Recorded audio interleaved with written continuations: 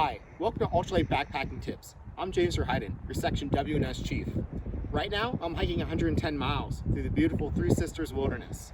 Let's go and explore some tips and tricks on how to improve your next backpacking adventure.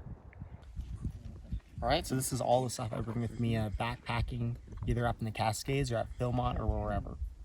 You know, it's really important to keep your pack weight down, and the best way to do that is focusing on your big three: your sleeping, your tent, and your backpack. So it's really important, you know, when you're looking at gear and you're purchasing your gear, to focus on getting a good backpack, a good tent, and a good sleeping pad and sleeping bag. So when I go to Philmont, I like to keep my gear weight down to 11 pounds, excluding food and water. And it's really important, you know, to get that weight down so you can spend, you know, more time going out enjoying all that Philmont has to offer rather than lugging around gear. So to start off with, this is a Z-Pax tent. It works great. I've taken this on probably over 500 miles by now. It's very durable. It is water resistant. It's a very lightweight pack. Very nice. Next up, my tent. So this is a Z-Pax tent. The rain cover is built into it. So instead of having an extra layer, it's built in just to minimize the weight. And it has this bathtub design to keep the water from rushing in. So, you know, this is super great during those Philmont monsoons for keeping the water out.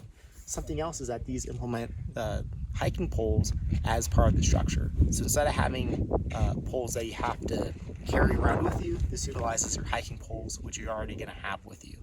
It's really important to have two hiking poles, very lightweight hiking poles to minimize their swing weight to bring on your trek and to have with you. They greatly increase hiking efficiency and just make it an overall more enjoyable experience. So for clothes, it's important to have two bags, one for dirty, one for clean. These are Sea to Summit bags. They're great. They're waterproof. You just roll them up. When I go to Philmont or any other high adventure thing, I bring 2 to 3 pairs of shirts, 2 to 3 pairs of shorts, and 2 to 3 pairs of socks. You know, you have to do laundry on the trail every day. Many people get away with 2. Some, like me, splurge a little bit and do 3. It's also really important to have a good hat with you and your sunglasses, as well as your other layers. So this is just a windbreaker. It's important to have with you. This is waterproof as well as a light jacket. And these just fold up really small. Out on the trail, instead of wearing pants, you know, at Philmont, you need top and bottom rain suit. This is a rain kilt. It's really great, very lightweight. It breathes well, and it's super easy to put on when you're hiking on the trail. You know, I love my kilt way more than any rain pants. Big key thing is that if you are going to Philmont, you do need a pair of long pants for their conservation day. So just make sure you also include a light pair of long pants in your pack as well. Other things to have is if you're going out and doing day hikes, bring a little backpack. This is just a small one that can fold up. If you're going hiking Baldy, Tooth to Time, if you're going and doing a day hike on South Sister, Middle Sister, small day pack is a really great thing to have, just to put all your stuff in. Personal toilet paper. This is always great. Though your crew has a shovel, it's always great just to have your own toilet paper, so you don't have to ever worry about running out. Some other things, up here in the Cascades, there's lots of lakes, so I actually bring a little flip-flops. These are only $4, more navy, very lightweight, very, very nice for their price. I'll use these up here in the lakes. These are also really great for taking showers. You know, at Philmont, there's not many lakes, so people bring the little shower bags, and you can take a little shower using the flip-flops.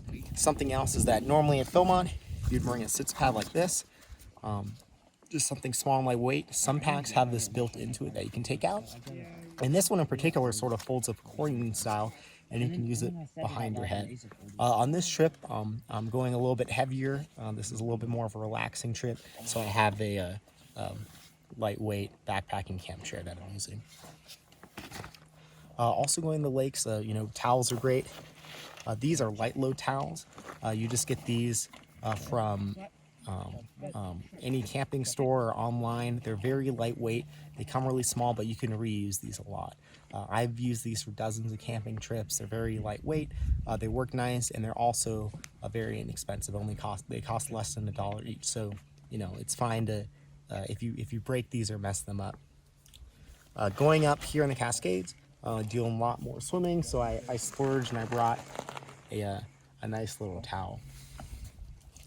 So when you're hiking, it's very important to get stuff out of your shoes. You don't want any little rocks or dirt falling in, getting blisters. So these are some gaiters that I wear on top of my shoes. They have clips on the front. These are my Brooks Cascadias. They clip on the shoelaces, and Brooks Cascadias, as well as many other trail running shoes, they actually have the Velcro already installed by the factory. So it's really great. It just clips in and you're good to go there.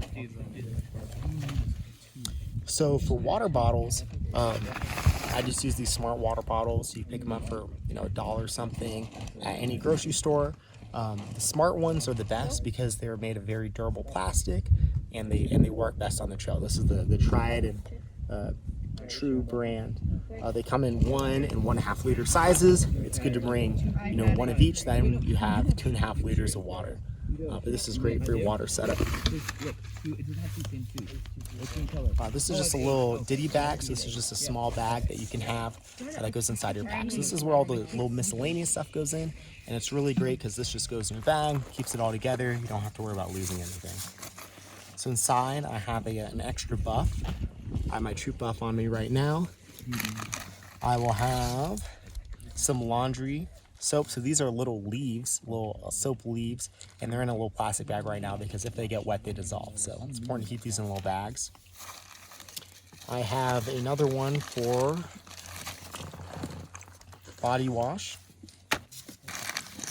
I have the all-important toothpaste and toothbrush. And I have a headlamp. This is a nice one that has these little tracting straps inside of it. So whenever you're going out, bear bags are very important. Most of the times it's not for the bears you put them up, it's for the mini bears, little chipmunks and other things. So this is a nice little waterproof bag that you can put it in. Sea to Summit bags also work great, and you can put your food in it. For a mess kit,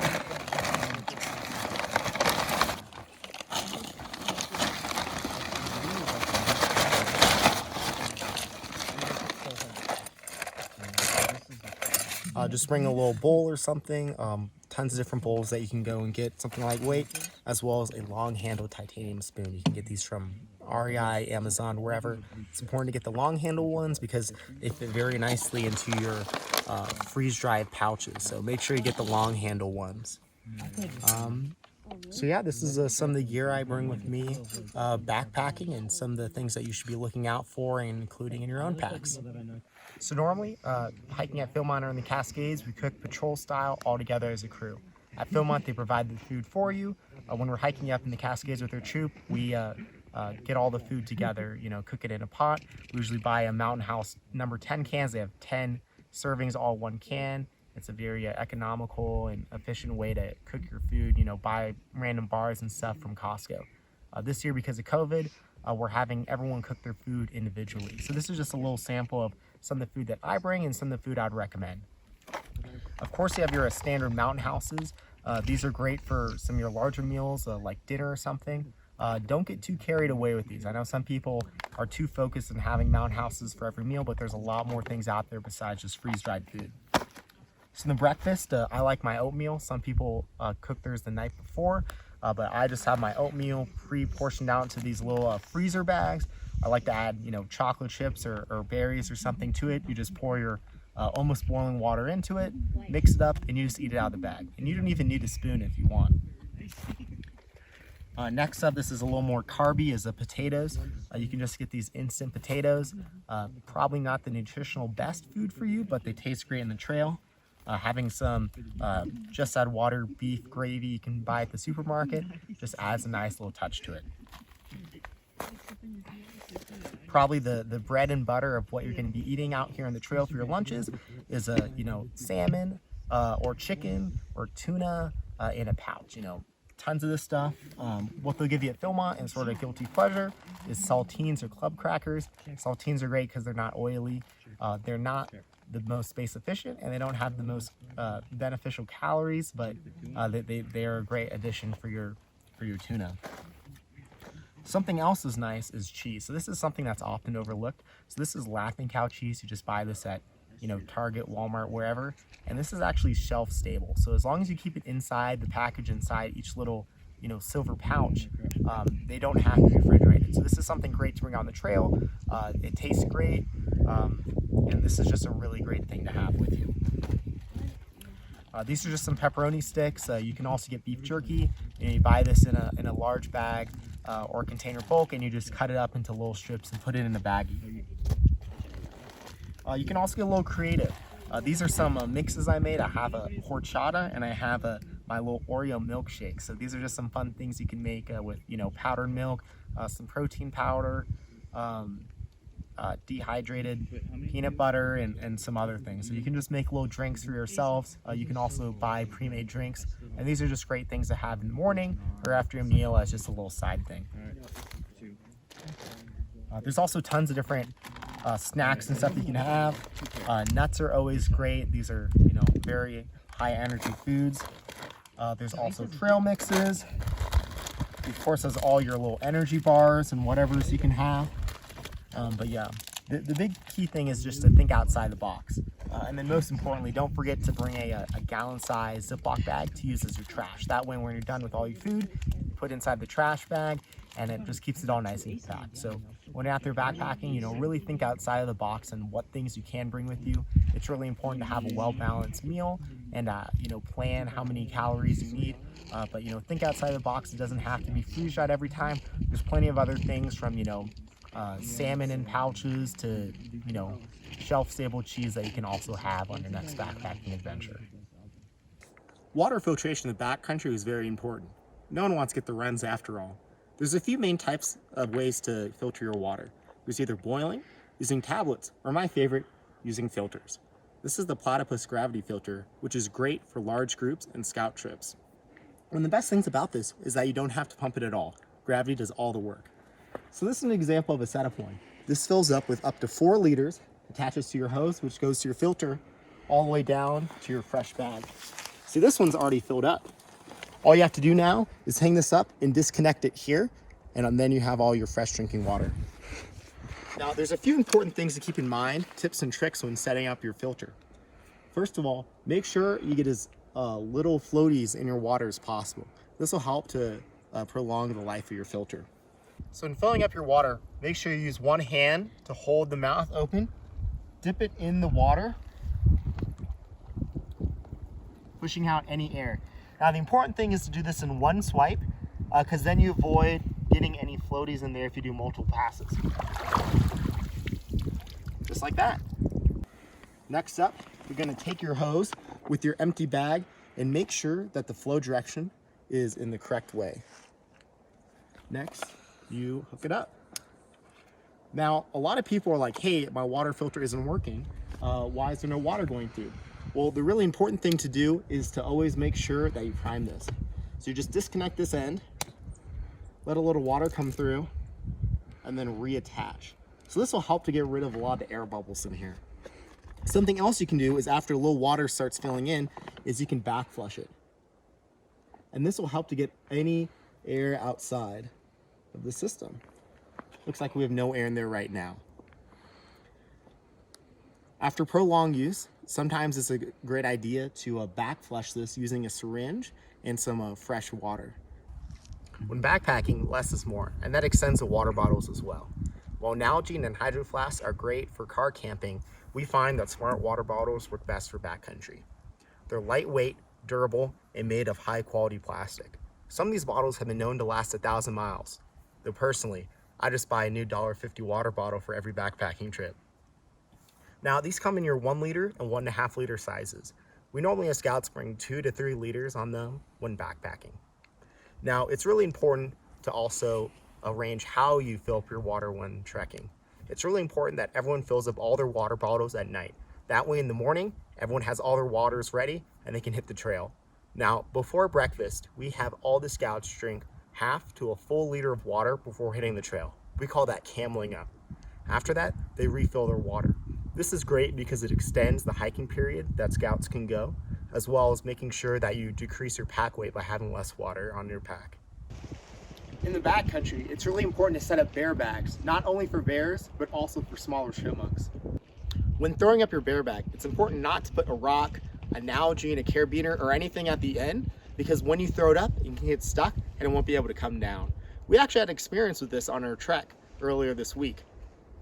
Now, a great way to make a little ball to throw up is by doing this method. You take the one tail of your rope and you take off about 10 feet. From there, you're gonna hold it in your hand and you're gonna wrap it around your elbow, just like this, and around the hand, making this figure 8 pattern.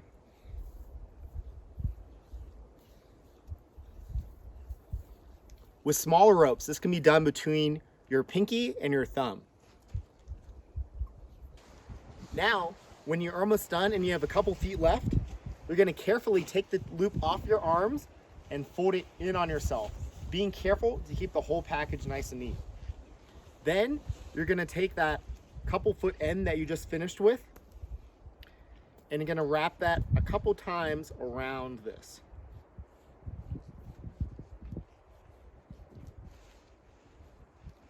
When you're done, you just want to tuck the loop underneath your last wrap. When done, this will create a package that when pulled from the end, unwraps from the inside, meaning that this won't be stuck on a tree.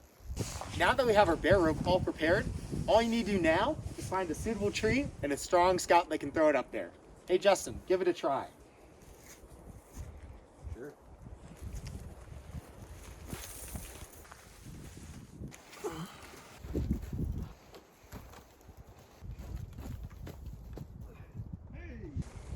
We did it!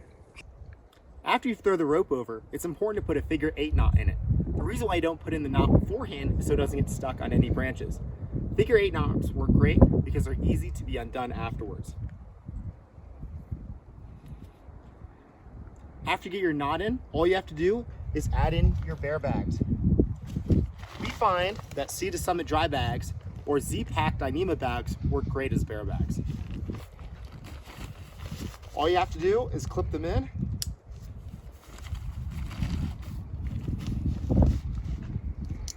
And you're good to go. Hiking poles are an important and critical part to any backpacking adventure. They increase hiking efficiency by 20% and also decrease stress on joints. This is especially important for those advisors out there. When looking for a hiking pole, make sure to find one that adjusts to your correct length. The optimal position for most scouts is 90 degrees between your arm.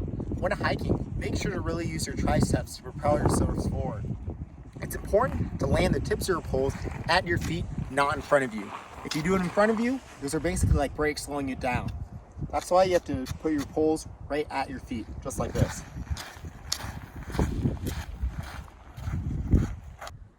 It's important to have the right footwear when hiking.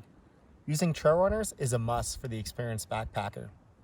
Going to Philmont 6 years ago, the millionth scout passed through.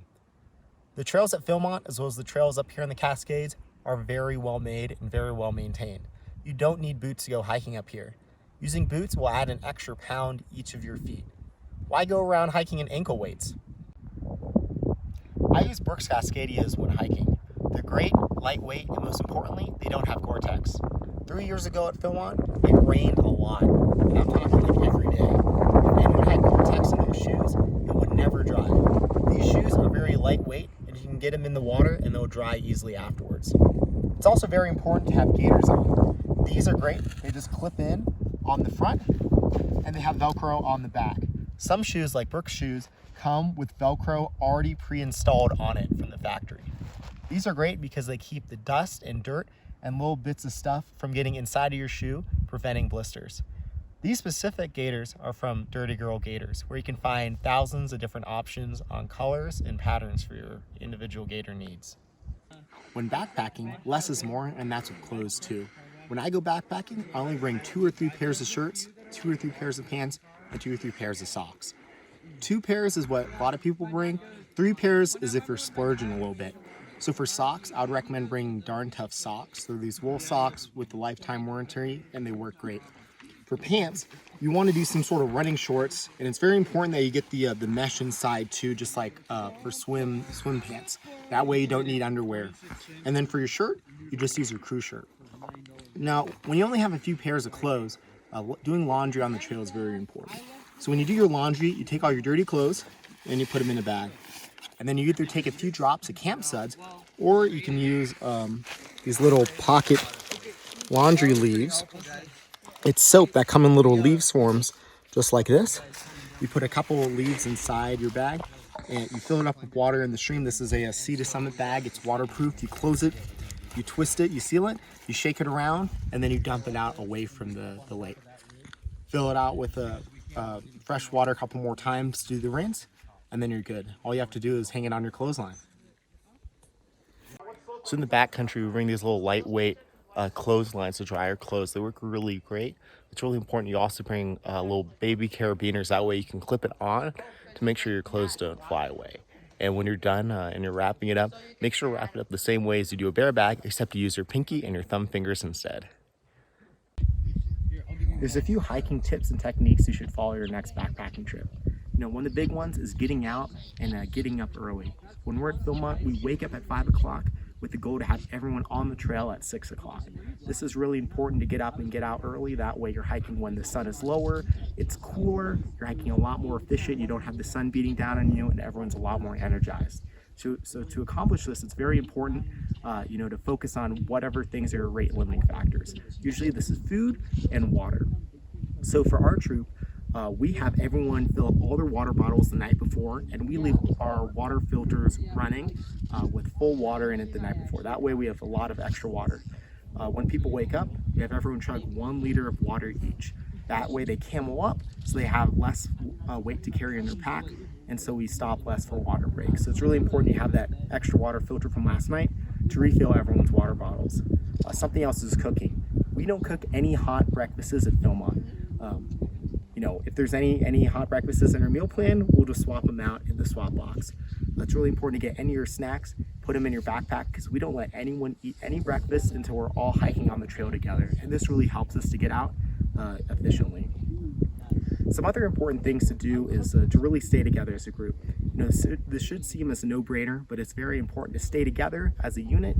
Stay within sight distance. This is really important for safety reasons, as well as for logistical reasons. If you want to change your route, if you want to add a camp, if you want to change your direction, it's very important you stay together.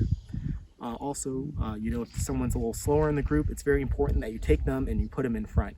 That helps to energize the group, and that also helps to make sure you guys all stay together and get there as fast as you can. At Philmont, we have this motto, we all start together and we all finish together, and we take that very seriously.